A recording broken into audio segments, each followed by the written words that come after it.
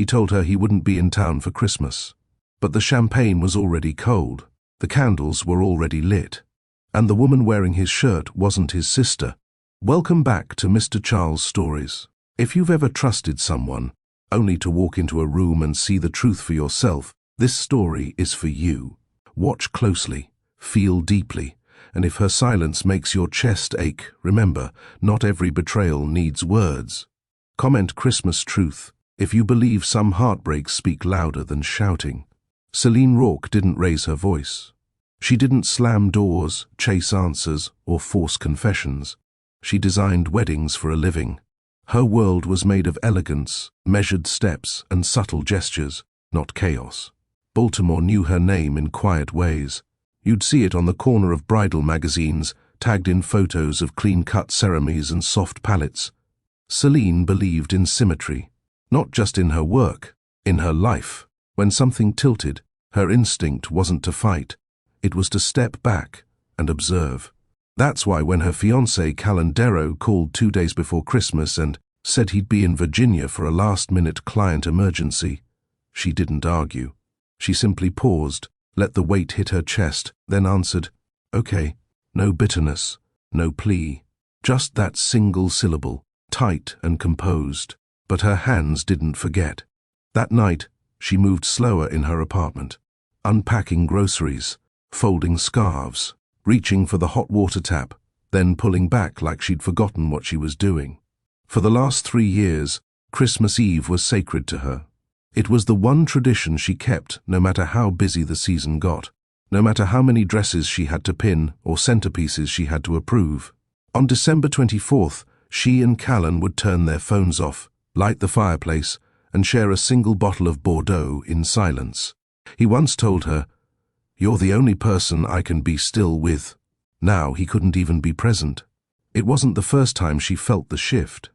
Over the past few months, the signs had whispered in corners. Dinners that used to last hours ended before dessert. He kissed her cheek like checking a box.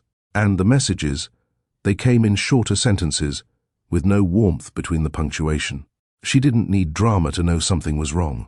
She had instinct, and instinct never sleeps when something you love starts dying. Still, she kept it to herself. There were brides to meet, clients to calm, a winter wedding in Towson that nearly got snowed out. Life didn't stop because your heart held its breath. The message came the next evening. Her phone buzzed while she was brushing her teeth. Camber, "Hey, sorry to intrude, not sure if this is anything, but thought you'd want to see." Attached, screenshot of a suite confirmation at Grand Caraway Hotel. Special romantic request for Mr. Darrow, December 24th.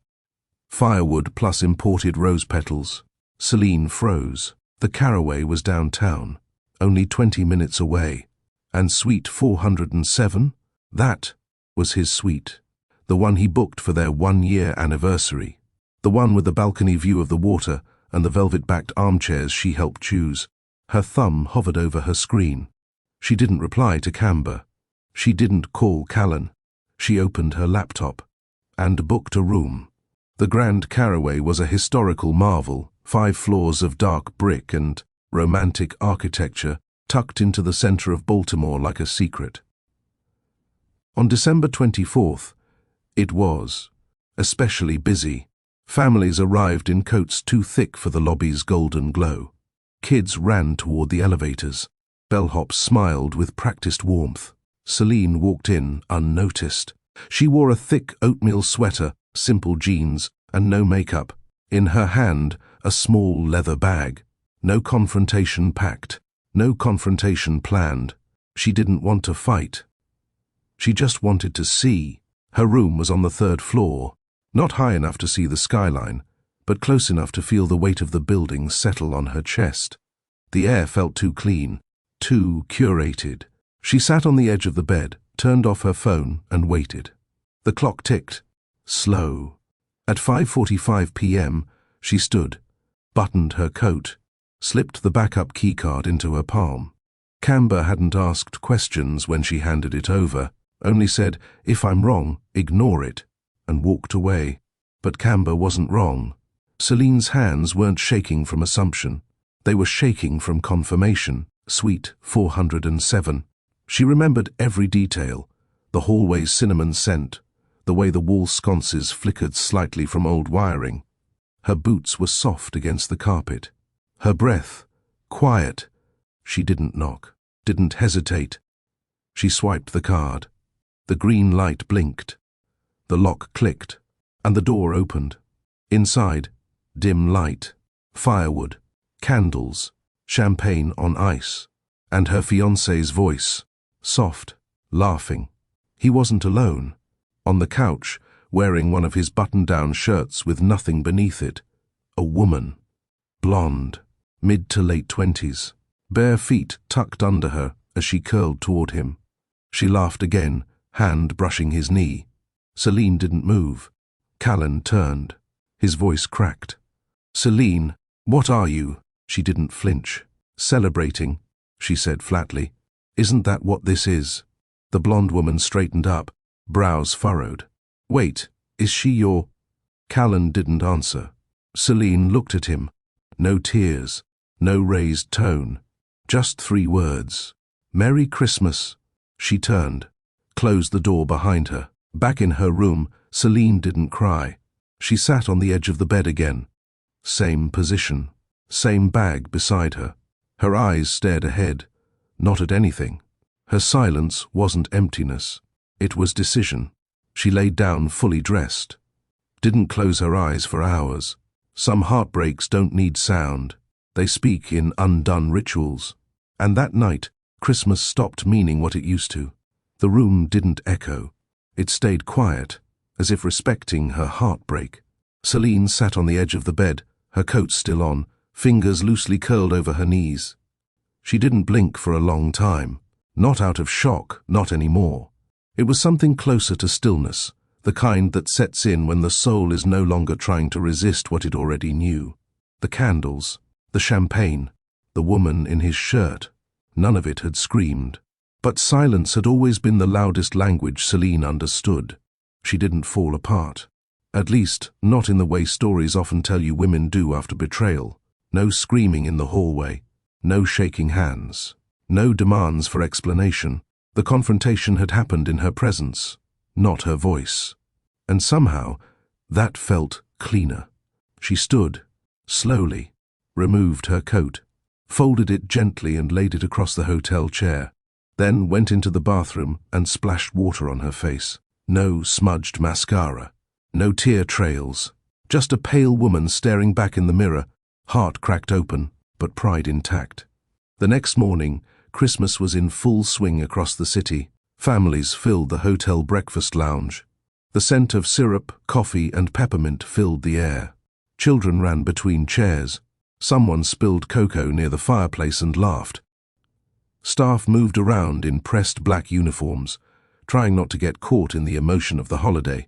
Celine checked out by 9:45 a.m. She carried the same leather bag from the night before, everything packed neatly. Her hair was pinned, her coat buttoned. No one could tell from her appearance that her engagement had ended the night before. She didn't call a cab right away. She stood outside beneath the frosted archway, watching a young couple try to balance a wrapped gift box and 2 toddlers. The woman was giggling. The man kissed her temple and whispered something that made her blush. Celine blinked slowly and turned away. The wind stung as she walked toward the historic district. The city was still half asleep, streets cleared for snowplows. But the cold helped.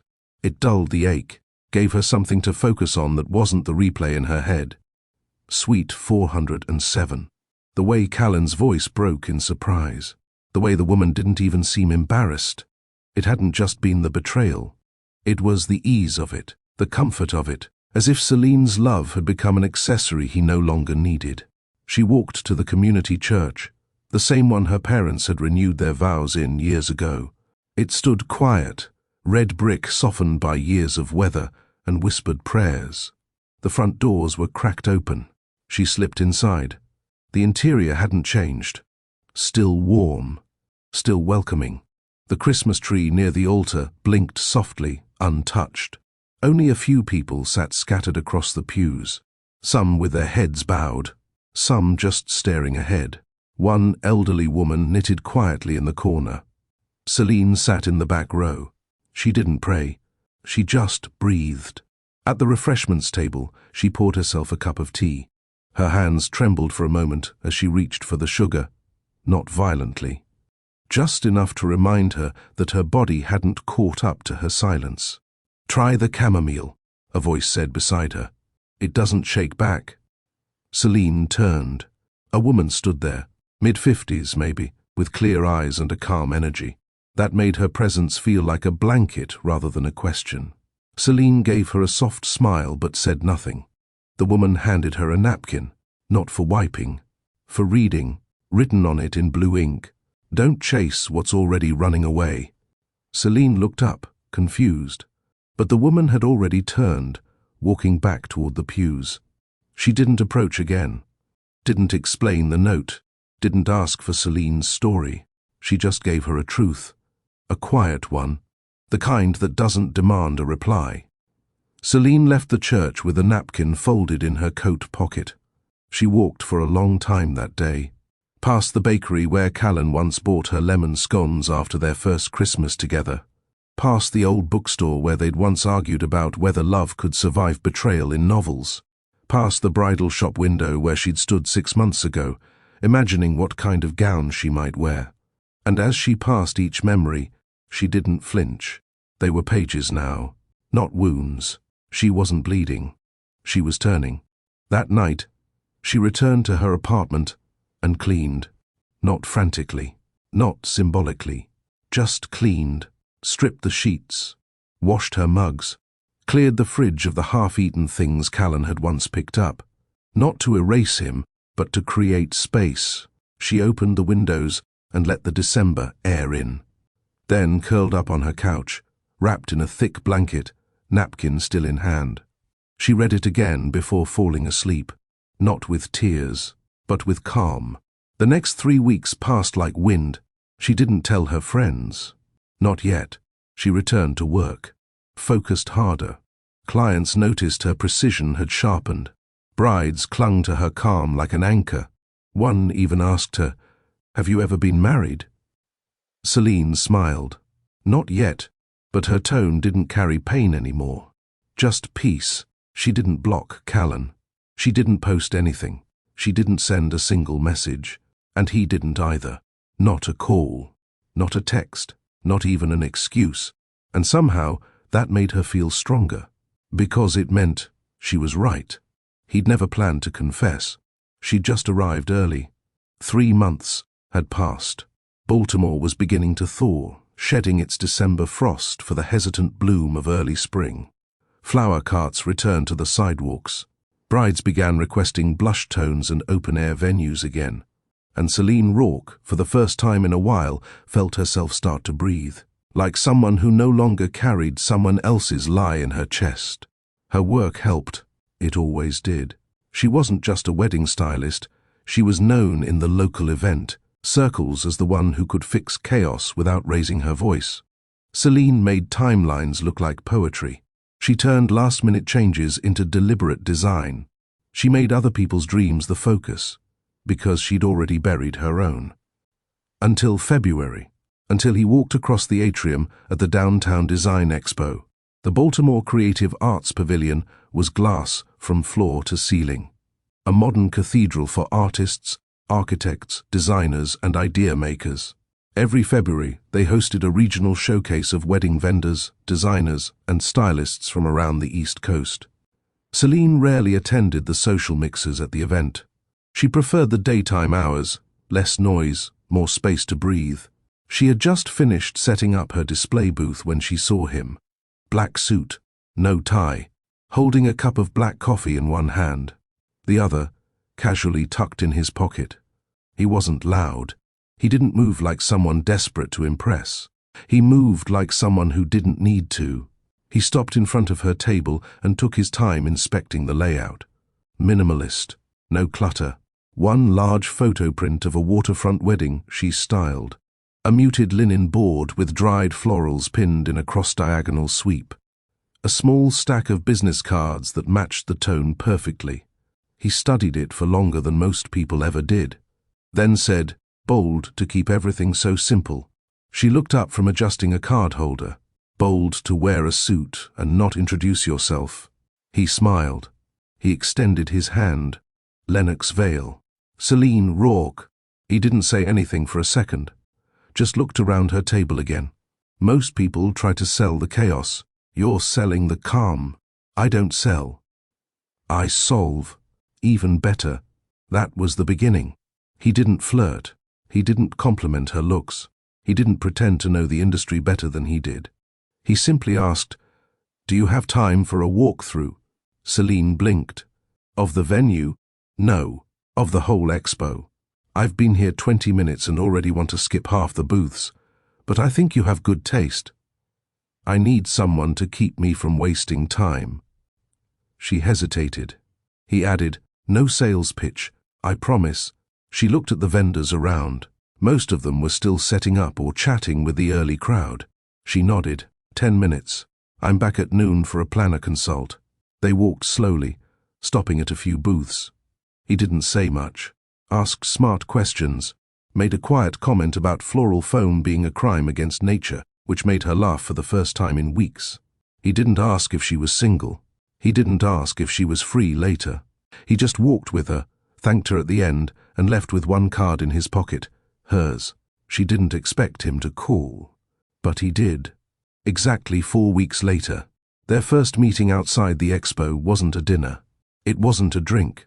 It wasn't anything that could be mistaken for a date. He asked her to meet him at a local bakery that served French-style croissants. 10 a.m. on a Wednesday. When she arrived, he was already seated by the window with a notebook open, glasses resting low on his nose. He closed it when he saw her. "Glad you came.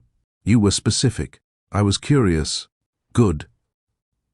She sat. He pushed a warm almond croissant toward her. "Best in the city." Non-negotiable. They spoke for 2 hours. Not about dating, not about pain.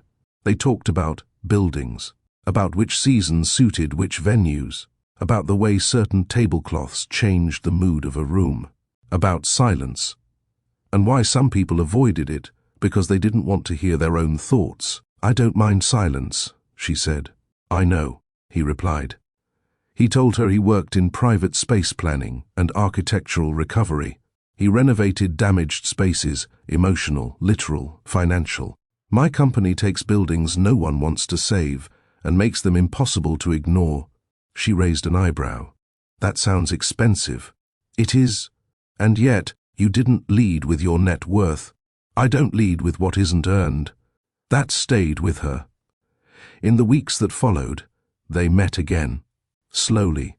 A bookstore coffee stand, a walk through the sculpture garden near Penn Station, a shared car ride after a bridal showcase got rained out. Nothing extravagant, nothing forced, no rushing. Lennox didn't ask about her past, but he noticed things. The way she tensed when her phone rang unexpectedly, the way she didn't correct him when he said something kind about commitment, the way she never once talked about Christmas. She didn't explain, and he never demanded her story.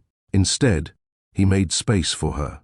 He never interrupted her silences, never filled them, just let her exist. And that was rare. One evening in early March, they sat on a bench downtown, sipping takeaway drinks from a Thai noodle shop. Celine watched the streetlights flicker on. He turned toward her, his tone easy.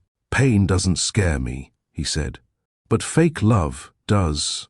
She didn't reply, but her eyes met his. "I don't give it," he added, "and I don't stay near it." She believed him. Spring leaned into Baltimore with the kind of warmth that made people believe in second chances. The city streets unfroze. The tulips in Federal Hill opened like exhaled lungs, and on a small balcony that overlooked the water, Celine Rourke found herself doing something she hadn't done since last Christmas. She laughed. Not politely, not to fill a pause, but the kind of laugh that catches in your throat first, like surprise. The kind you only let out when something cracks you open unexpectedly. Lennox had said something about poorly designed staircases, about how people trip, more in luxury homes than in subway stations. and she couldn't hold it in.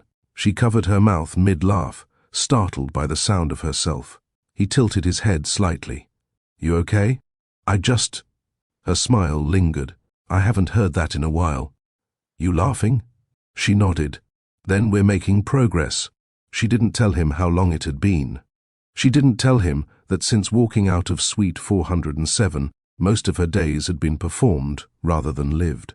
Because this felt unforced, like air after suffocation. They weren't dating. Not officially. But he checked in, brought her coffee on long work days, left her voice notes that always ended with, "No need to reply, just thinking of you." He wasn't trying to impress her. He was just present, and that made him hard to ignore. Their connection didn't come through grand declarations. It came through repetition. A shared tie order. The quiet way he handed her a jacket when the wind picked up. The way he'd wait for her to initiate deeper conversation. He never pressed, never hinted, never asked her to be ready before she was. One evening, while rearranging fabric swatches for a bride who'd changed her entire palette last minute, Celine asked softly, "Do you always take things slow?" Lennox didn't look up from his drink. "I take things seriously. And what does that mean?" "It means I'd rather build trust than chase moments." That sentence stayed with her. She'd once built something fast. With Callan, everything had felt intense, immediate, dazzling. But the kind of dazzling that burns out by New Year's. With Lennox, nothing was forced to shine. It just existed, warm and steady. One Saturday, he brought her to a rooftop event hosted by one of his clients, a cultural center renovation unveiling. Celine hesitated before saying yes. Public events weren't her thing anymore. Not since everyone had started asking, "Where's your fiancé?" with the kind of smile that assumed the answer would be romantic. But Lennox assured her, "No press, no expectations, just space. You can leave in 5 minutes if you want." She didn't leave. She stayed for 2 hours. He introduced her to no one as anything other than Celine. No labels, no performance. She liked that. Later that night, as he walked her to her car, he paused at the curb. The air had that soft chill that sneaks in before April. She pulled her jacket tight. Lennox glanced at her fingers, which were loosely wrapped around her keys. "Still scared of being seen?" he asked. Celine hesitated, then answered honestly, "I don't know if I'm scared or just tired of performing forgiveness. I don't feel." He nodded. "Good. Don't rush that." She looked at him. His profile was calm, not waiting for a romantic moment, not chasing a kiss. He meant it. A week later, they shared dinner at her place. Take out. Simple. No candles. No mood-setting music. Just a small wooden table, 2 plates, and an orchid she kept forgetting to water. Lennox noticed her bare wrist halfway through the meal. "Don't wear watches." "Not anymore." "Why?" She looked down. "Callan gave me one. For our first Christmas." There it was. The first time she'd said his name out loud in months. She waited for Lennox to react. He didn't flinch, didn't pry, didn't ask, "What happened?" He just nodded. "I get that." That was it. After he left that night, she stood at her sink, slowly washing the plates, even though they'd only used one each. And she whispered to herself, "I think I'm allowed to let go." The next morning she did something small, but meaningful. She went to the back of her closet and pulled out the old watch box.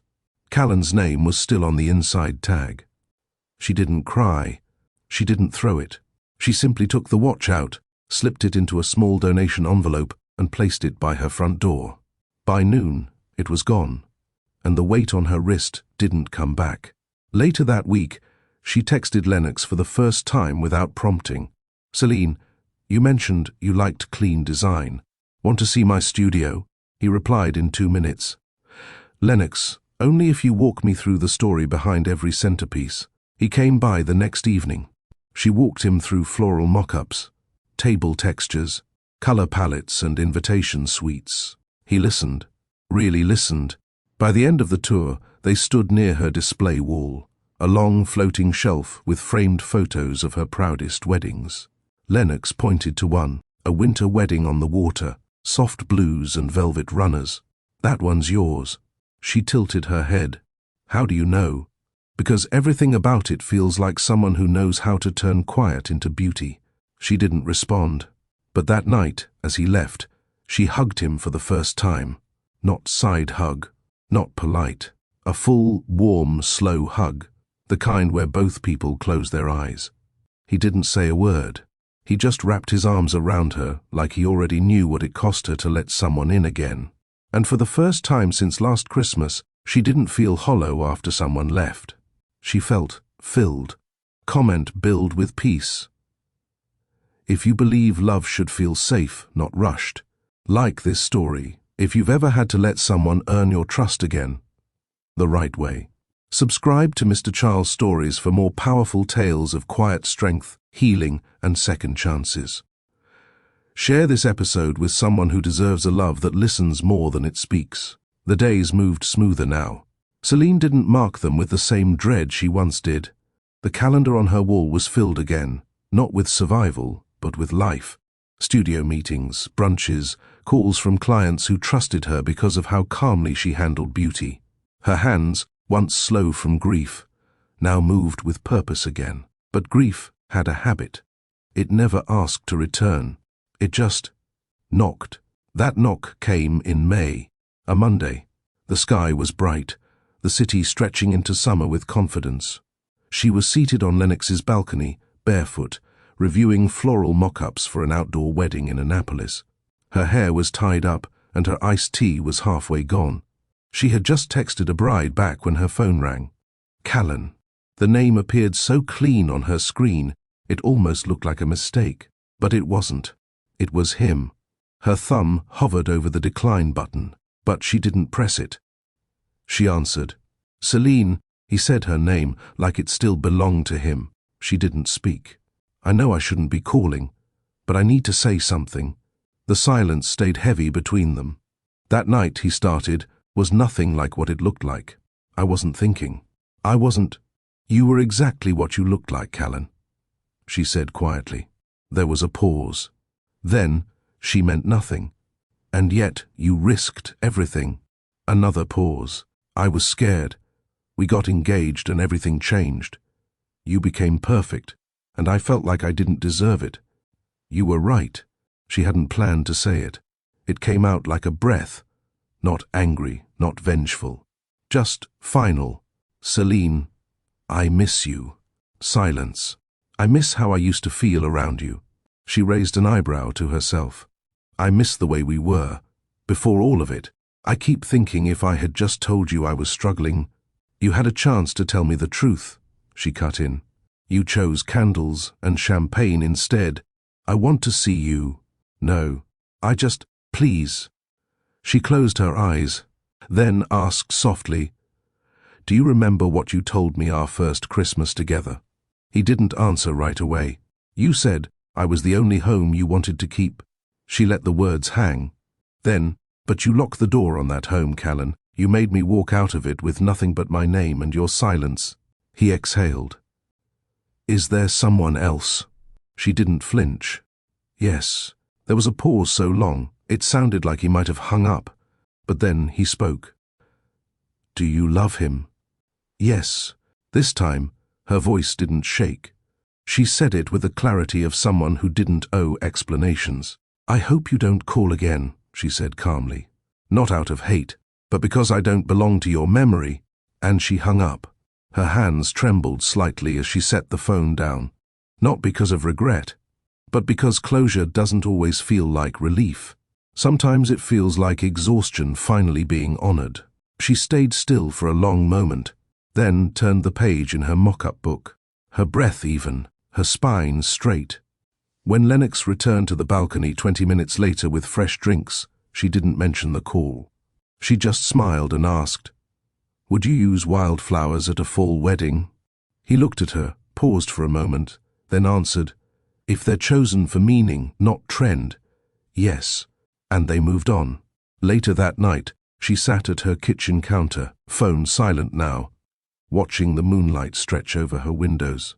She opened a notebook she hadn't touched since last winter, the one where she'd sketched ideas for a wedding she never planned. She flipped to the last page. Blank. She picked up her pen and wrote, "I choose what stays." Then she closed it, and never opened it again. 2 days passed. Celine didn't tell Lennox about the call, not because she was hiding it, but because it didn't feel necessary. That chapter had closed. Quietly, without a bang, without a dramatic outburst. And in her world, that was how endings stayed finished. She no longer needed to rehearse what she would have said if she'd been braver. Because she had been brave. She answered, listened, and told the truth. The real kind. That Sunday, she returned to the church she had visited on Christmas Day.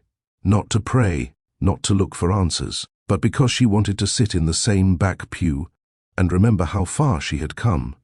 She carried no napkin in her coat pocket this time, only keys, a lip balm, and peace. The church looked exactly the same blinking tree lights, now boxed in the corner. Same soft hymns playing faintly through the speaker. But this time, the air around her wasn't heavy. She didn't feel watched. She didn't feel like someone trying to breathe through shame. She felt still, rooted. When she stepped outside, the breeze met her like an old friend. Lennox called her later that evening. She answered on the first ring. "I was thinking," he said, voice low like always. "You've seen almost every part of my world now. Have the first, almost. But not the place where I go to disappear. That sounds mysterious. It's just a cabin." She smiled. "Let me guess, on a hill with too much fog and no phone reception?" "Exactly. Thought you'd hate it." "I might. Want to find out?" She said yes. The drive to the cabin was about 2 hours outside the city. They left early Friday morning. The roads were open, the sky that soft, creamy blue that only spring could offer. Celine leaned her head against the passenger seat window, eyes half closed as Lennox drove. He didn't play music. He didn't speak much. He just let the silence keep them company, and she didn't mind. The cabin was simple, wooden.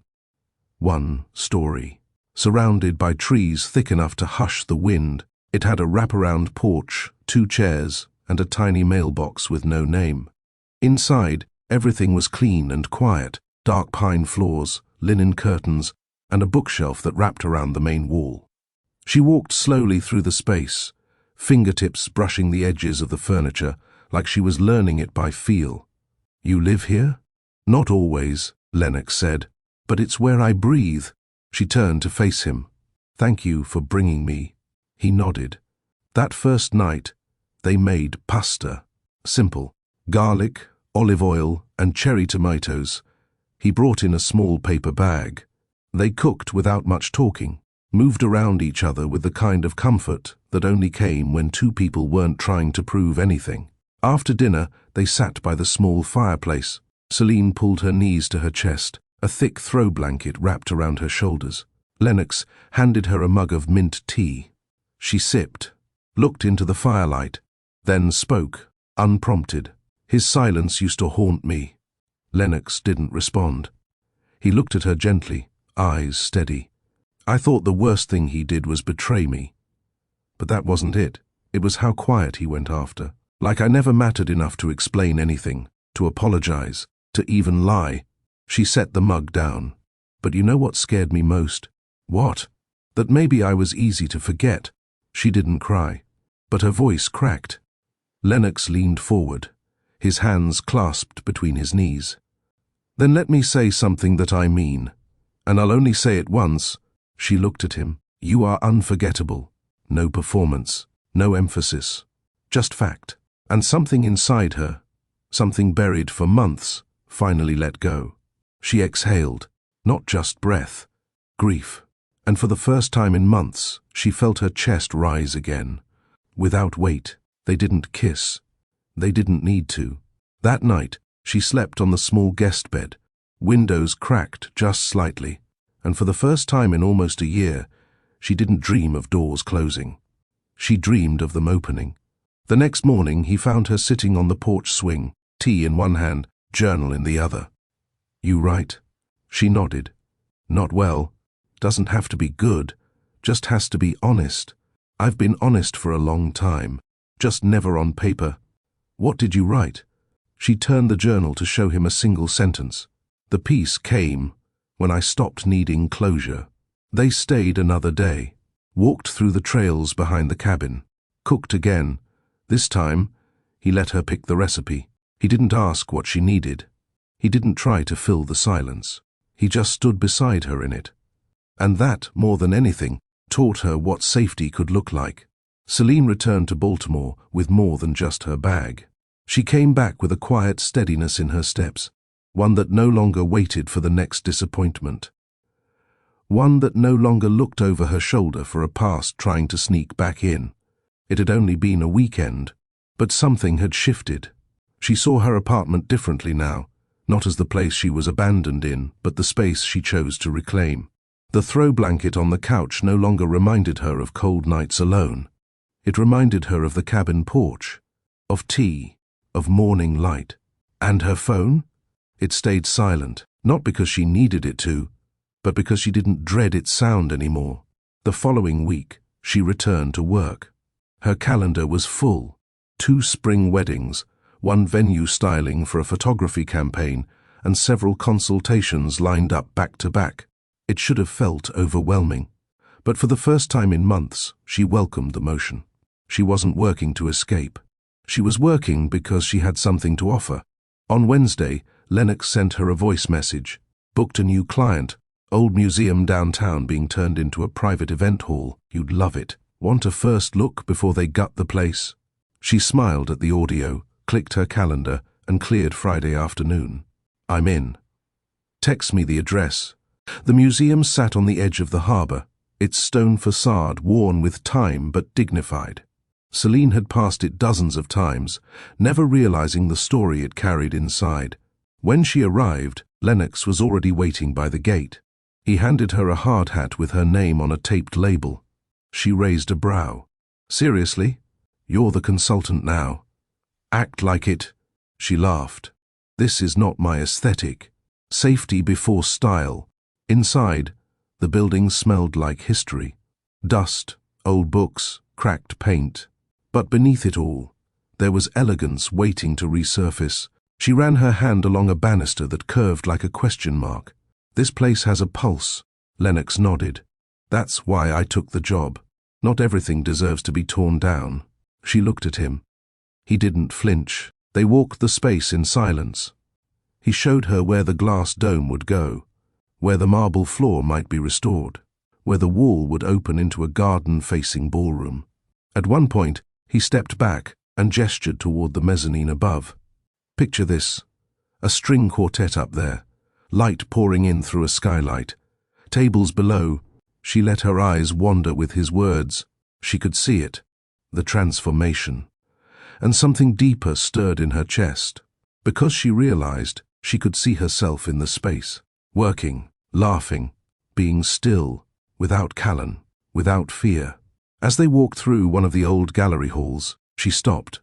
In the center of the room was a massive display case, empty now, but once used for fragile sculpture pieces. I remember this, she said quietly. You've been here before? A field trip. Middle school. I was 12. What do you remember? She traced a finger along the dusty glass. Being ignored. He tilted his head. She smiled faintly. I had made this paper swan. We were told to bring something artistic. Mine wasn't perfect, but I'd worked hard on it. A teacher walked past, looked at the popular girl's glitter drawing, and skipped mine completely. She looked at him. That was the first time I told myself maybe I was too quiet to be seen. Lennox stepped closer. You weren't too quiet. They were too distracted. They stood there for a moment, not touching, not moving. And somehow, that small memory healed more than 100 conversations ever had. Later, back in her apartment, Celine opened a drawer in her closet she hadn't touched in months. Inside were sketches, old vision boards, notes on bridal concepts she'd shelved after the breakup. She took them out, one by one, reviewed each page like an archivist. Some felt dated, some felt broken, but some still had life in them. She kept those. not as reminders of what she lost, but as foundations for what she could still build. That weekend, she attended a friend's engagement dinner. She hadn't RSVP'd until the night before. Crowds made her nervous. Questions made her tired. But she dressed in a soft burgundy dress, kept her jewelry light, and let herself be seen again. Not for who she used to be, but who she was becoming. People greeted her with warmth. One woman whispered, "You look peaceful." And Celine smiled. "Thank you. I am." Lennox didn't text her that night. She didn't expect him to. Their connection wasn't built on constant presence. It was built on real presence. He'd show up when it mattered. And when he didn't, she trusted he still respected her space. That night, she stood at her window and watched the city lights blink back at her. It was May, but the air smelled like December. Except this time, it didn't scare her. It reminded her of what she walked away from and why. The following Friday, Lennox invited her to join him for a walkthrough of the garden extension behind the museum project. It was late afternoon when she arrived. The sky had begun to blush orange, and the air carried the early promise of summer. The garden was still mostly wild, overgrown shrubs, ivy tangled around wrought iron gates, and a patch of stone that would later become the event terrace. He handed her gloves. "Don't get excited," he said with a half grin. "I'm not putting you to work. I just want your eye on something." Celine slipped them on. "I don't mind work." "I know," he said, looking at her with something deeper than admiration. "That's why I trust you." They walked slowly, surveying the layout. Lennox pointed to areas marked by small wooden stakes, explaining plans for lighting, access, and how the structure would blend into the city's historical theme. But midway through the path, he stopped. He turned to face her fully.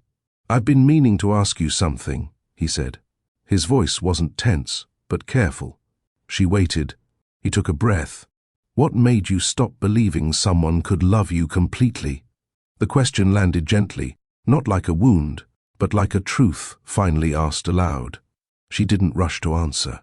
She glanced down to where her fingers traced the edge of her glove, then said softly, "When someone lies to you to protect their comfort, not your heart, it does something to the way you see yourself."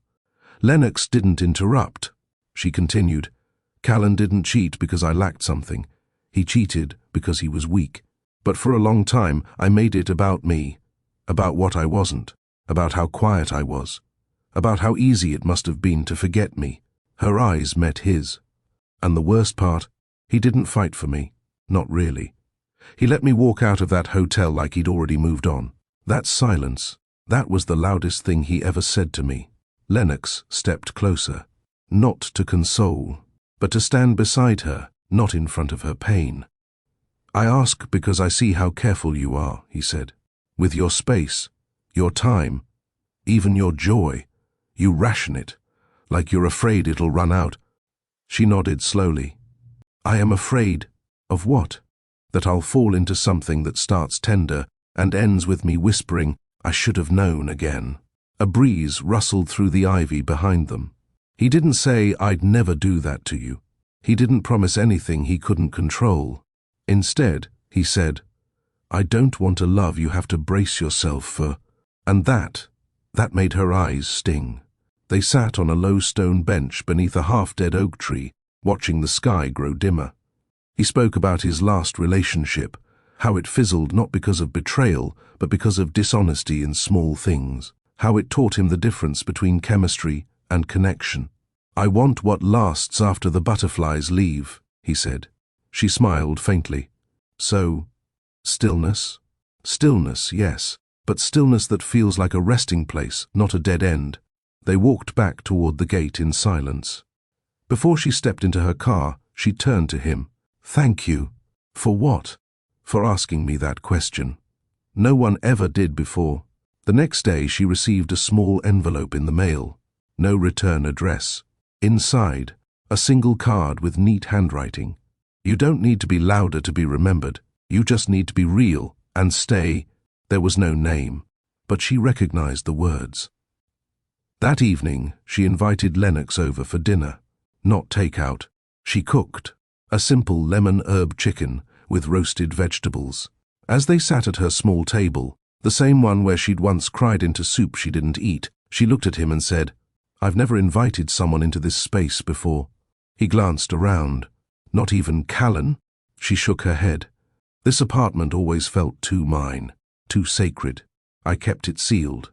He never cared enough to ask why, and I never needed to ask," Lennox said. "I just waited until you opened the door." After dinner, she didn't rush to clear the plates. They sat, talking about nothing and everything. At one point, she noticed his hand resting on the table, fingers curled lightly. Without thinking, she placed her hand over his, not for comfort, not for a gesture, but because her body finally stopped resisting what her heart already knew. He turned his palm up, gently lacing his fingers with hers. No words spoken, none needed. Later, as he prepared to leave, he paused at the door. "You sure you want me to go?" She met his eyes. "I want you to stay." The morning light didn't knock. It slipped gently across her windowsill, creeping between linen curtains and brushing softly against the wooden floors.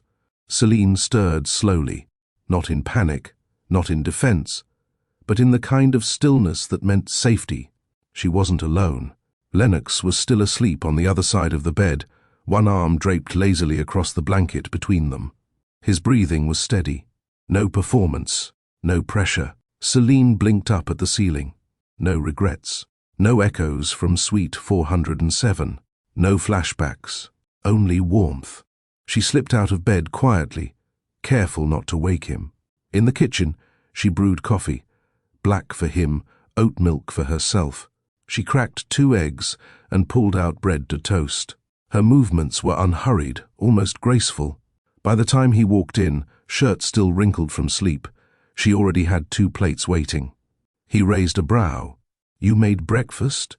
I let you stay. Fair trade." They both smiled. They sat at the table, the same table where she once cried over silence, now filled with soft conversation and the aroma of buttered toast. No one rushed to fill the quiet. It wasn't emptiness anymore. It was comfort. Halfway through the meal, Lennox set his fork down. "Last night, thank you." She didn't look up immediately. Instead, she focused on cutting her toast. "You made it easy." "No," he said softly. "I just made it honest." After breakfast, they cleaned up together. Not a word spoken about where things were going. No plans to define anything. Just movement in sync. Familiar. He noticed the stack of old design boards still on her counter. "You going to do something with those?" She glanced at them. "I think I'm ready." "For what?" "To start over. Not just personally, professionally." He waited. "I want to design more than weddings. Spaces, intimate ones, rooms that mean something. Places where people feel held, not just seen." Lennox leaned back against the counter. "You'd be brilliant at that." She looked up, surprised by the certainty in his tone. He added, "When you walk into a room, it doesn't matter what's broken. Somehow, you make it feel whole." She didn't reply, but her fingers gripped the edge of the counter just slightly tighter, like her body wanted to believe what her heart was hearing. By noon, he was gone. He kissed her cheek, not her mouth. Left quietly, without the need to say, "I'll text you," because she knew he would, and because she wasn't waiting for validation anymore. That afternoon, she reopened her old studio sketchbook. Page after page of venue concepts, texture samples, color studies, forgotten sparks. She tore out everything that no longer felt like her. What remained? Clean, thoughtful, intentional. She pinned 5 of them to her inspiration board, stepped back and nodded. Not bad for a girl who once believed stillness was weakness. 3 hours later, she received a delivery. No note, just a simple package wrapped in brown paper. Inside was a small wooden box. She opened it to find a polished stone, slate grey, smooth to the touch, with a single word etched into its surface: "Stay." Her breath caught. She turned it over. No other message, but she didn't need one. That evening, she sat by her window, stone in hand, and let the silence stretch. It didn't haunt her. It held her, because for the first time in over a year, she wasn't remembering how she left. She was thinking about why she stayed. 3 days after Lennox left her apartment, Celine stepped into a new version of herself. She was scheduled to meet with a high-end event firm that had recently acquired a historic downtown library, hoping to reimagine it into a multi-purpose venue for intimate events, private dinners, and cultural panels. The firm, known for choosing only top-tier designers, had reached out after seeing her minimalist feature in Baltimore Bride last year. She hadn't responded at first, but now she was ready. The meeting took place on the 5th floor of a polished mid-century building, with floor-to-ceiling glass and a panoramic view of the harbor. Celine arrived early, hair pinned back, soft grey slacks, a white blouse, and a leather portfolio in her hand. No assistant, no preamble, just her. She walked into the conference room, where 2 firm partners waited, Dana Lorne and Maddox Thayer, both dressed in quiet wealth, both flipping through proposal folders. They looked up as she entered. "Ms. Rourke, we appreciate you coming in," Dana said. "I appreciate the invitation. Before we begin," Maddox added, "we want to be transparent. You're not the only one we're considering, but your reputation for subtlety caught our attention." Celine didn't flinch. "I don't design to compete. I design to connect." That made Dana pause. Maddox smiled faintly. "Well said." They asked her to walk them through her proposal. Celine laid out her vision, page by page. "The space is already storied. My job isn't to erase that. It's to invite intimacy into it. I want the walls to whisper, not shout." She showed fabric swatches, muted textures, nothing loud. Lighting suggestions, not chandeliers, but recessed warmth. And then she said the line Lennox had once told her, "I want people to feel like the room is a resting place, not a performance." Dana leaned back, studying her carefully. "Ms. Rourke, who's helping you source this?" "No one," she answered. "This isn't a team pitch. It's a personal one." They both nodded. After she left, she walked down the long hallway and into the elevator without checking her phone. Because she didn't need to know if they liked her. She already liked who she had shown up as. That evening, Lennox called. She answered on the first ring. "How did it go?" "I said everything I meant. That's all that matters." There was a pause. Then he asked, "Do you remember the first thing I said to you?" She smiled. "You criticized my table for being too simple." "Wrong. I said it was bold." "Same difference." "No," he said, "because simplicity takes courage. Boldness just makes it harder to ignore." They hung up without saying "I miss you." Because some truths don't need reminders. They're felt in how you're spoken to, and how you're left, never doubting. The next morning, Celine received an email. Subject: Library Project Award. Congratulations. She didn't jump, didn't scream, didn't call anyone. She just stared at the screen and whispered, "I'm still here." Because after betrayal, after silence, after being passed over and ignored, she was still here. And now, she was chosen again. But this time, by herself. By the end of the week, she'd begun prep work, sketching, color testing, revisiting floor plans. And somewhere in the middle of it, Lennox stopped by with 2 things.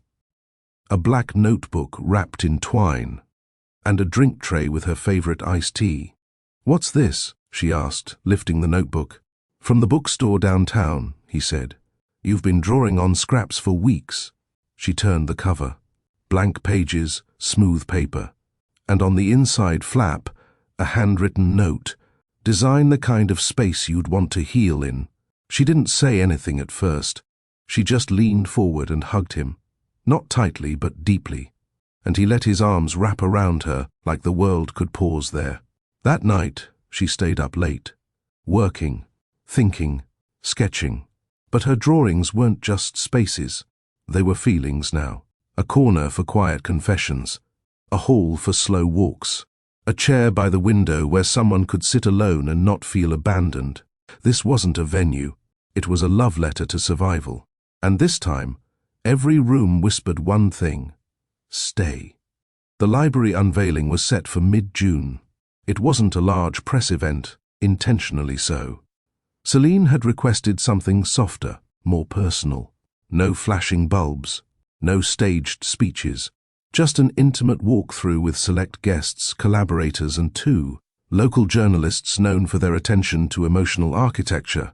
The night before, she stood alone in the finished space. Lights dimmed, florals placed, chairs aligned just slightly imperfect on purpose, to feel lived in. The scent of eucalyptus and lavender lingered lightly in the air. The music, soft instrumental guitar, played on loop from a discreet speaker behind the gallery curtain. She didn't pace. She didn't fidget. She sat in the farthest corner and let herself take it in. Her name was on the brochure. Her name was on the wall plaque. But more than that, her vision was in every inch of the room. And it didn't feel surreal. It felt right. The morning of the unveiling, Lennox showed up 2 hours early with fresh pastries and an envelope. She gave him a look. "What's this?" He handed it to her with a half grin. No speech, just something to read after the event. Or when it gets overwhelming, she slid it into her folder without opening it. "I'm serious," he added. "Don't read it now." "Why?" "Because you'll get distracted." She smiled. "I'm already distracted." "Good." By noon, the first guests arrived. Event planners, venue directors, a few stylists from other cities. Some of Celine's past brides. Dana and Maddox from the firm nodded proudly at her as they circled the gallery hall. The reactions were quiet, just like the space was intended to be. People lingered longer in the nooks she designed for silence. One woman walked into the reflection hallway and just stopped. "I don't know why," she whispered to her friend, "but I feel like I can breathe here." Celine overheard the comment, and her throat tightened, the good kind. Then the unexpected happened. At 2:10 p.m., just as she was guiding a small group past the mezzanine stairs, a familiar voice called her name from behind. "Celine." She turned, and there he was, Callan Darrow. She didn't move, didn't blink, didn't react with visible tension. He looked nearly the same sharp blazer, same confident posture, but there was something hollow in his eyes. He walked toward her slowly. "I heard you were behind this," he said, voice low. "Didn't believe it until I saw it." "It's public record," she said calmly. "I came to see for myself." Celine glanced toward Lennox, who stood at a distance, watching. He didn't step forward. He didn't need to. "She had this. I read about the concept," Callan continued, "about how you didn't just design for weddings anymore." She waited. He gestured to the room. "It's different, warm. It feels like somewhere people would go to feel better." She nodded once. Then the design worked. He paused, unsure of how to respond to her evenness. "I didn't expect to see you again," she said. "And I'm not sure why you came, but if you're looking for something, I'm not holding it." He swallowed. "I guess I just wanted to know if you still think about it." "About what happened?" She didn't hesitate. "No." Callan looked stunned for a second. She added, "I thought about it for a long time. Then I stopped. That's all." He looked down. "I deserved that." She didn't answer, because she wasn't here to console his regret. This wasn't about closure. It was about ownership. He nodded, stepping back. "Well, this is beautiful. You're brilliant. I always knew that." "No," she said softly. "You knew how to use that word. But you never sat still long enough to understand why it mattered." He didn't argue. He turned to leave. And she let him. No weight in her chest. No ache in her gut.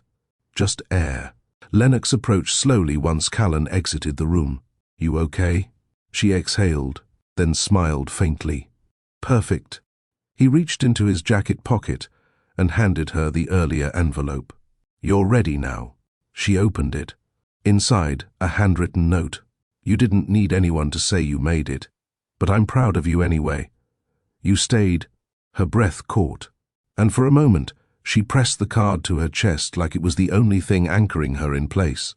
Then she looked at him. "Come see your favorite room?" Only if I get to sit in my favorite chair. Done. The library event ended just before 5. As the last of the guests trickled out and the staff began quietly packing up chairs and folding tablecloths, Celine sat on the low velvet bench she'd placed beside the front window, the same one Lennox had once called his favorite chair. He joined her moments later, sliding into the spot beside her without a word, handing her a bottle of cold water. "You sure you're okay?" he asked, not pressing, just present. She nodded. "I thought I'd shake," she said, "but I didn't." He smiled. "Because you were standing on your own feet this time, not waiting for someone to catch you." She turned to look at him. "Is that what it looks like?" "It's what it feels like." They sat in silence for a while, the soft remnants of the day still humming through the building, echoing in footsteps and laughter and polite goodbyes. Then, after a few minutes, Lennox leaned back. "I should tell you something," he said. His tone didn't shift. It stayed calm, but Celine knew from the way his fingers curled on his knee that it wasn't casual. She waited. "I almost proposed to someone once," he said. She blinked, surprised not by the confession, but by the clarity in his voice. "I didn't," he continued, "but I almost did." Celine kept her eyes on him. She didn't speak, didn't offer the easy out. She knew this was something he needed to finish on his own terms. "We were together 2 years. She was smart, kind, creative, but we weren't honest. We liked how we looked on paper more than how we felt in real life." He paused, then added, "She said I was always too silent, that I watched her more than I showed up for her, and I think she was right." Celine raised an eyebrow. She said that like it was a flaw. Lennox exhaled. "Maybe it was back then. I was present, but not available. I kept waiting for her to fill the space so I didn't have to. I thought silence meant I was being respectful, but silence without intention can feel like absence." Celine looked down at her lap. That sentence, it landed. "I know what that feels like," she said. He looked at her, his voice lower now. "But with you, I don't feel the need to disappear inside my own quiet." That caught her off guard. She wasn't used to people staying soft while being seen. She took a deep breath and asked, "Why are you telling me this now?" "Because I want you to know what I've learned," he said, "before this becomes something that needs more than stillness." They didn't speak for a few moments. Outside, the sky was slipping into the golden blue of early evening. Inside, the library felt warm and earned. Celine leaned her head gently against his shoulder. "I'm not afraid of stillness anymore," she said. He turned toward her slightly. "What are you afraid of?" She paused. He didn't answer right away, then said, "You won't forget." She looked up at him. "Because I won't let you." They stayed until the staff turned out the main lights, then walked out together, slowly, with no need to rush. At the steps, he opened her car door but didn't lean in. Instead, he asked, "Are you ready for something that doesn't require healing first?" She smiled. "I think I already have it." The drive home was quiet, but not empty. Her fingers rested lightly on the envelope he'd given her. Her heart beat steady. She didn't replay Callan's face. She didn't second-guess her choices. She only thought about the way Lennox looked at her when he told the truth, and how nothing about it felt like a performance. Back in her apartment, she placed the etched stone from before, the one that said "stay," on her coffee table. Beside it, she added a new object, a blank brass key. She wasn't sure what it unlocked yet, but it belonged there. Because some things don't need meaning at first. They earn it over time. Comment, "I chose myself," if you've ever walked away from something that didn't honor your truth. Like this story, if you believe love begins where honesty and stillness meet. Subscribe to Mr. Charles Stories for more quiet victories, powerful healing, and unforgettable moments. Share this with someone who needs a reminder. Peace is louder than closure. 3 weeks after the library unveiling, Celine received an email that forced her to pause mid-step. Subject line, "Proposal, National Design Partnership, Invitation Only." She opened it standing in her kitchen, barefoot, coffee in one hand. The message was short, but the offer was huge. A nationally recognized lifestyle brand, Valise and Holt, was launching an interiors division. They wanted to bring in a small team of emerging designers, voices with fresh, intimate aesthetics. No flashy portfolios, no commercial bloat, just soul, simplicity, and strong instincts. And her name had come up more than once. They wanted to meet. In New York. Next week. She didn't reply immediately. Instead, she sat down at her table, the one where so much of her heartbreak had transformed into clarity, and stared at the blinking cursor. This was what people called the next level. Bigger projects, national reach, major features. But something inside her hesitated. Later that evening, Lennox came over. He brought green curry, and that soft, familiar energy she was starting to crave more than caffeine. She told him about the email while they ate cross-legged on the floor. He didn't react with excitement. He listened, then asked, "What's the hesitation?" "I don't know if I want to build something that big," she said. "Not if it costs me the reason I started." "What was the reason?" She paused. "I wanted to make spaces people could feel safe in, not perform inside. The more exposure I get, the more people want things that look like healing, not feel like it." He nodded slowly. "Then the question isn't, do you want the opportunity? It's, do you want the life it leads to?"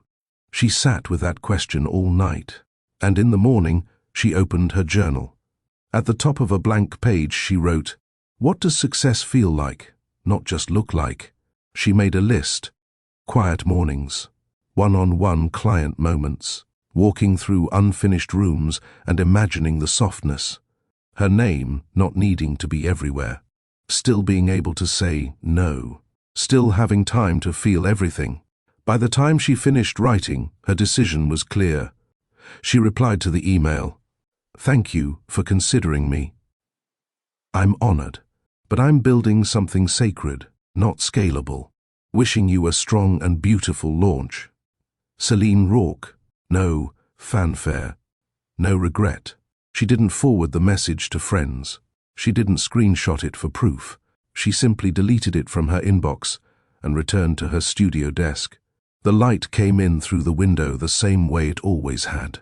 And that felt more like success than any feature spread ever could.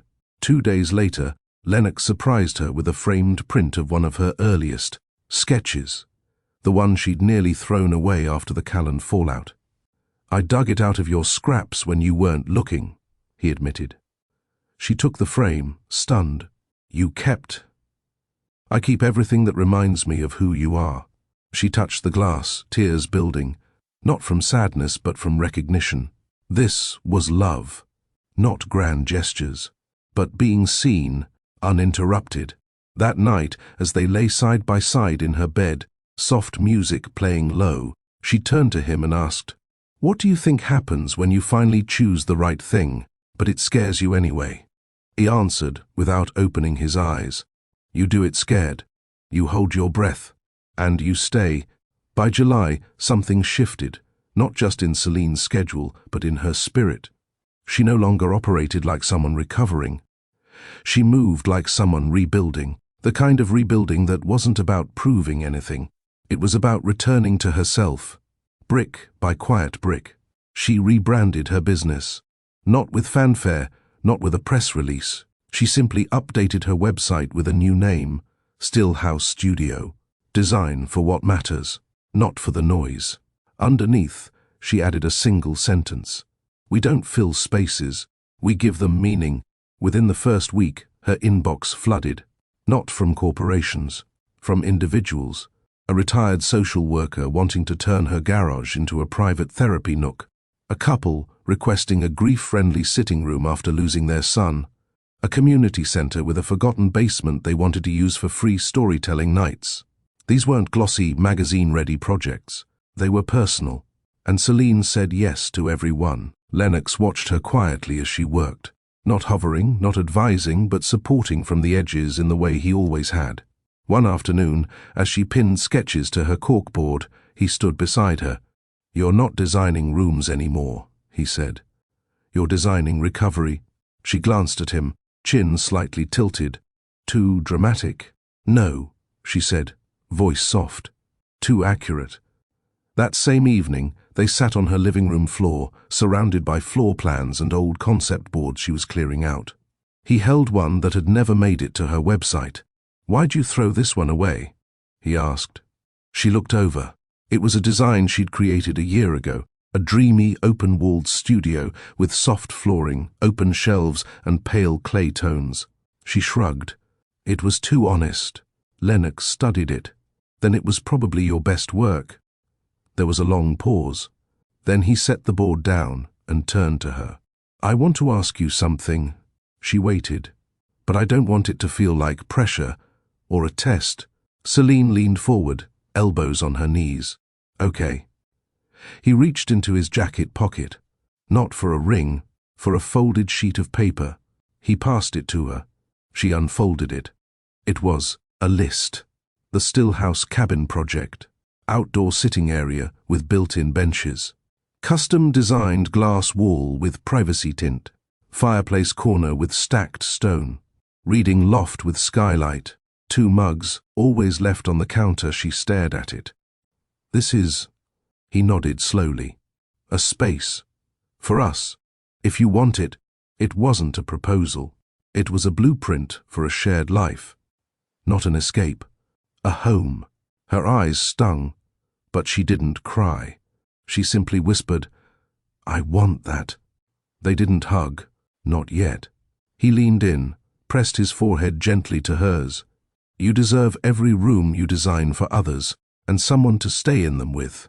That night, Celine stayed up late again, but not to work. She sat by the window, hand on the glass, city lights blinking far below. She wasn't wondering anymore who would stay. She was deciding who to build with. And, for once, she chose right. The first beam went up in early August. Celine stood on the clearing where the Stillhouse cabin would rise, her boots kicking soft dust, her heart beating quieter than it used to, but deeper. The air smelled like cedar and change. Lennox was beside her, pointing toward where the southern wall would frame the view of the lake.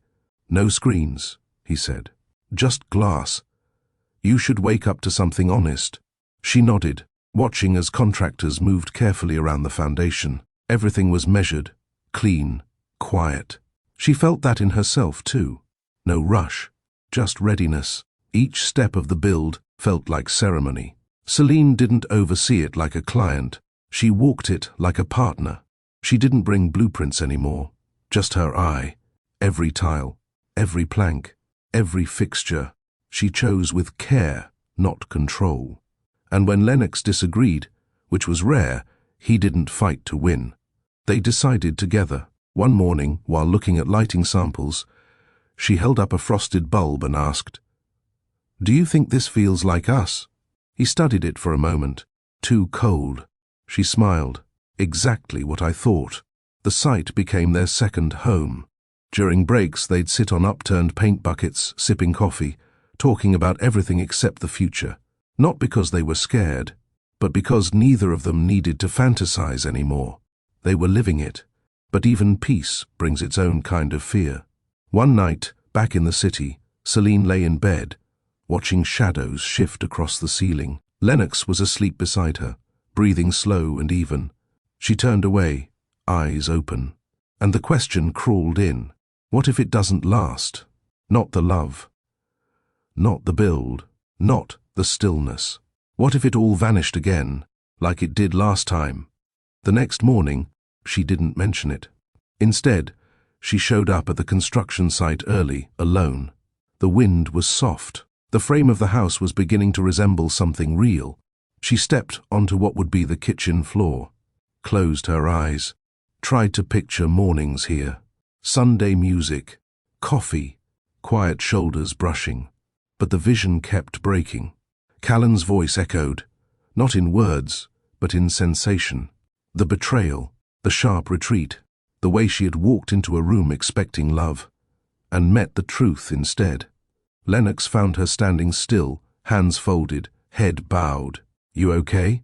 he asked softly. She opened her eyes. "I'm scared." He didn't rush to fix it. Of what? That something this good might not stay. He stepped forward. Then build it in a way that, even if it doesn't, you'll know it was true. Her eyes welled, not because she was falling apart, but because she was no longer pretending to be fearless.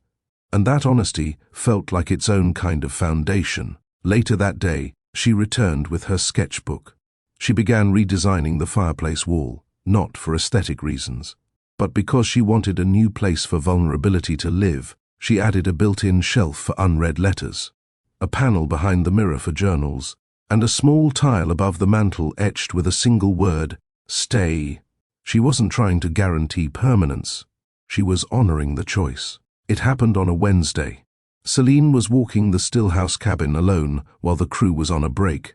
The sun filtered through the unfinished skylight above the future reading loft, casting soft streaks of light on the subfloor. She trailed her fingers along the edge of a newly installed window frame, pausing by. The southern wall, the same one she'd once stood in front of, afraid of the future. But this time, it wasn't fear that filled her. It was memory, not the sharp pain of betrayal, the raw, unfinished emotion that came before it.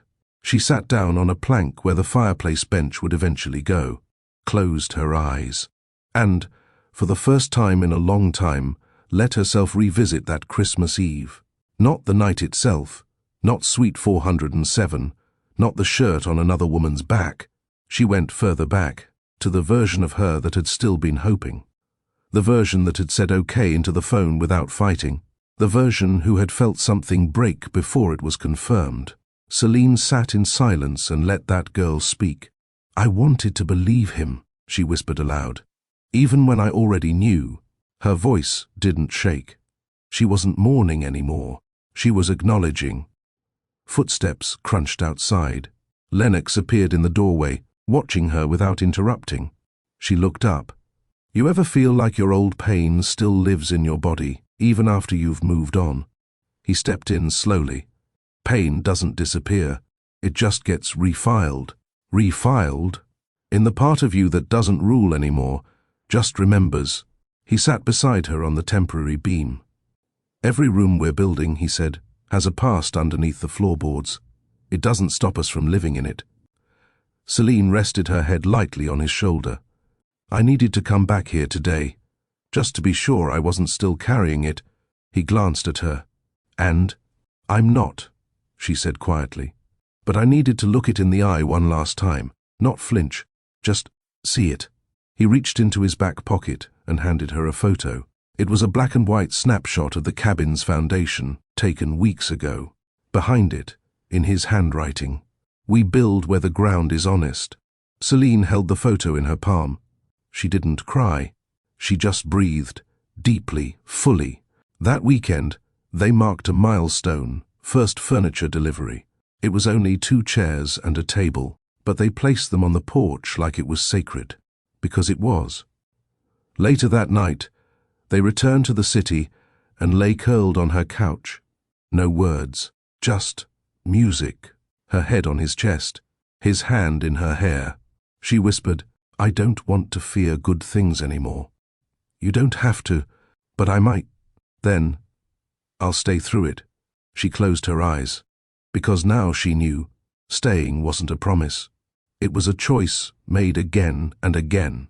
And this time, she wasn't the only one making it.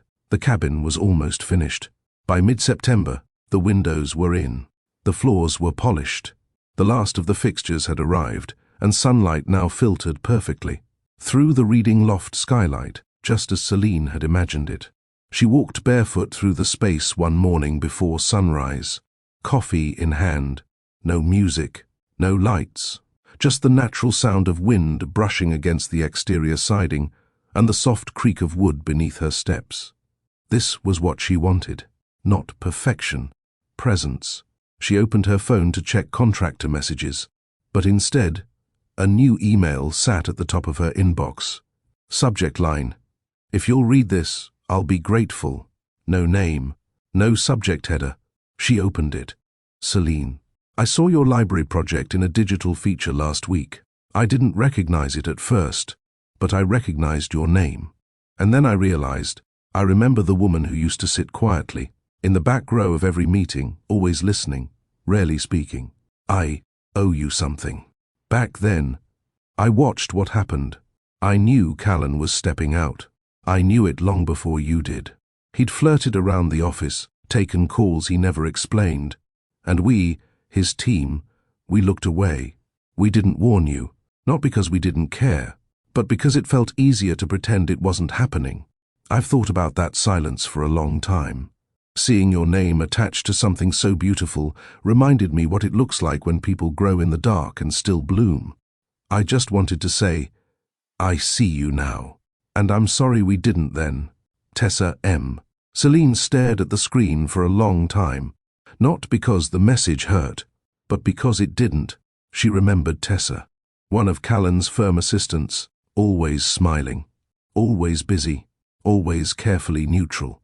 Back then, she would have clung to this email like a lifeline.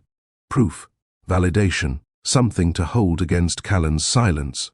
Now, she placed the phone face down and walked outside, not to escape it, to breathe through it.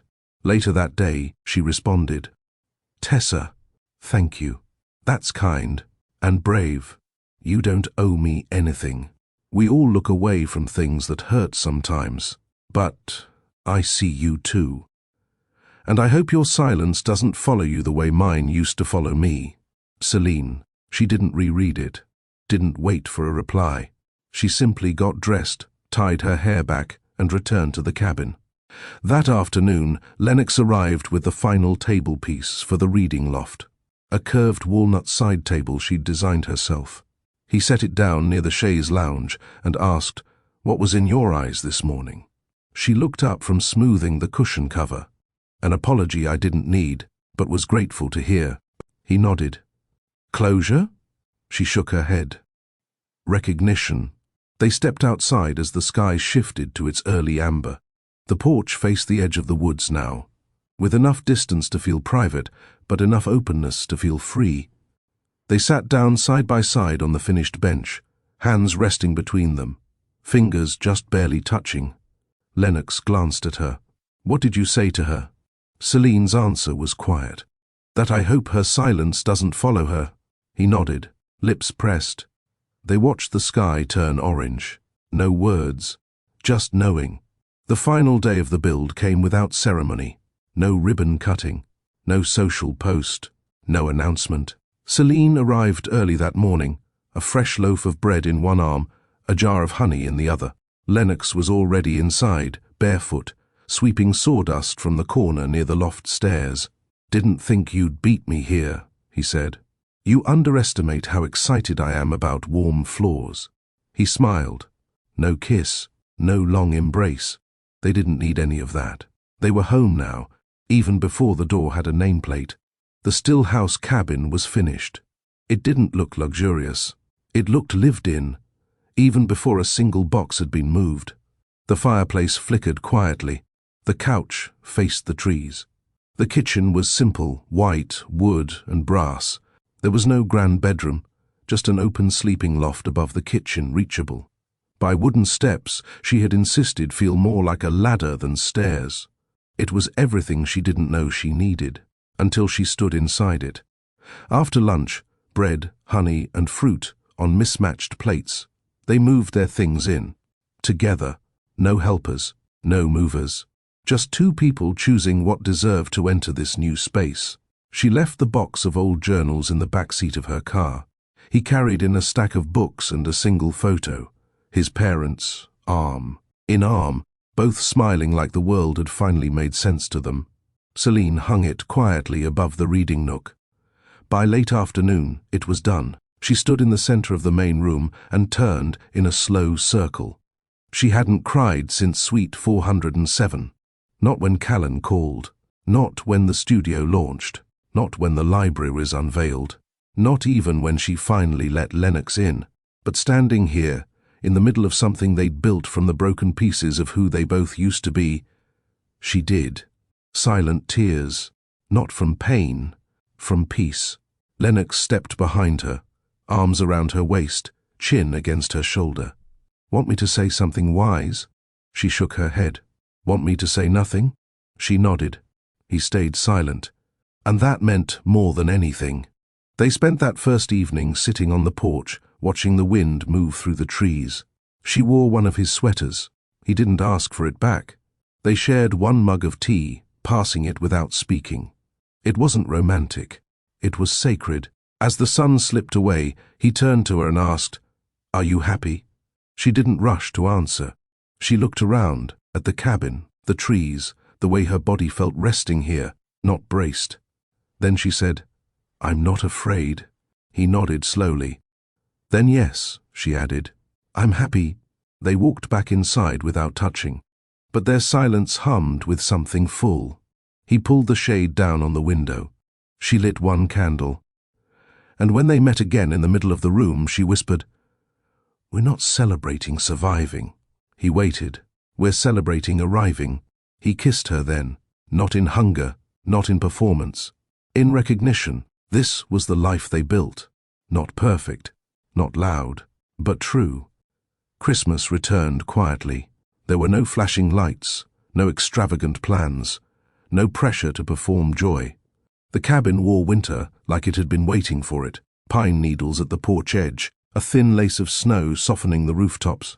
Inside, the fireplace burned low, and Celine moved slowly through the space she had once only dreamed of. This time last year, she had been walking into Suite 407. Now, she was walking through a home built on stillness, not illusion. There were no wrapped gifts, just one letter, unsealed, on the table. It was addressed simply for the woman who stayed. She had written it a week before, after waking early to journal. And today, Christmas morning, she would read it. Not because she needed to revisit pain, but because she needed to mark how far she'd come. She poured a small mug of tea, pulled her blanket around her shoulders, and sat in the reading nook facing the snow. Then she opened the letter. "You were never dramatic. You were just quiet in a loud world. And when it betrayed you, it wasn't because you were blind. It was because you chose hope. That day you walked into the hotel, you already knew. Your chest had known for weeks. But you still walked in anyway. Not to catch him. To catch yourself. And you did. You walked out without yelling. You packed your things without begging. You didn't need to be believed. You needed to be done. You built your life again, without apology. You let someone stay. Not because you needed saving, but because he didn't need to see you broken to love you. You spoke softly, trusted slowly, designed carefully. And now, look where you are. Christmas morning, safe, not in someone else's arms, but in your own story. Keep building, keep choosing, keep staying. You're home now.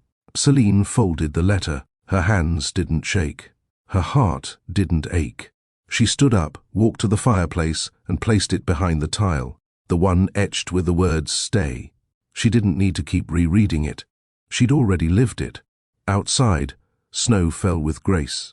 Not in a rush, not in chaos, just enough to soften the world. Lennox stepped in from the porch, his jacket dusted in white. He didn't say Merry Christmas. He didn't hand her a gift. He just smiled, walked over, and pulled her close. She leaned into his chest and whispered, "This time last year, I walked in on the truth." He kissed her forehead and said, "And this year, you walked into yourself." The cabin welcomed its first guests 3 days after Christmas.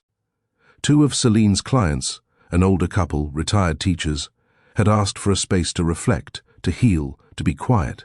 They'd lost a son 2 years ago, never remarried, never hosted holidays since. They didn't need design. They needed stillness. Celine didn't hesitate. "Come for a weekend," she said. "It's yours. We won't be there." They arrived with soft luggage and tired eyes. Celine and Lennox greeted them, gave a quiet tour, handed them the only key. "Don't tidy it up before you leave," she said. "Let the room hold your presence." They didn't cry, but they looked at her the way only people who understand loss do. And then they stepped inside. Celine and Lennox drove back to the city that evening. Silence filled the car. Not heavy, not stiff, just understood. At one point, she reached over and turned down the heater fan. "I used to think healing had to feel big," she said. "Loud, like a breakthrough, Lennox glanced at her. And now? She looked out the window. Now I know it's quieter. It looks like holding the door open for someone else. That night, back at her apartment, she sat on the floor and opened her old sketch folder, the one she had hidden in the closet behind her coats. She flipped past the wedding visions, past the brand mock-ups, past the floor plans. At the back was a page she hadn't remembered drawing.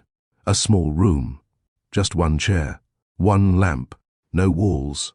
At the bottom, she had scribbled, "Where no one performs, only rests." She stared at it for a long time, then carefully tore it out and placed it on her coffee table. The next morning, the couple texted her a photo, 2 mugs on the porch railing, a caption below, "We didn't talk much, but we felt everything." Celine pressed her palm to her heart. Not because it hurt, because it didn't. New Year's Eve arrived gently. No parties, just the 2 of them. Back at the cabin, fire low, 1 plate of grapes, 1 bottle of sparkling cider. Celine stood at the porch edge, wrapped in a blanket, watching snow drift down the trees. Lennox joined her, slipping his arms around her waist. He whispered, "Do you remember the first thing I said to you?" She smiled. "Yes." "Bold to keep everything so simple." "And do you remember what you said?" "Bold to wear a suit and not introduce yourself." They both laughed quietly. Then he added, "You changed my life." She turned to him. "You reminded me it was mine." As midnight approached, she didn't count down. She simply breathed. And when the clock turned, she didn't cheer.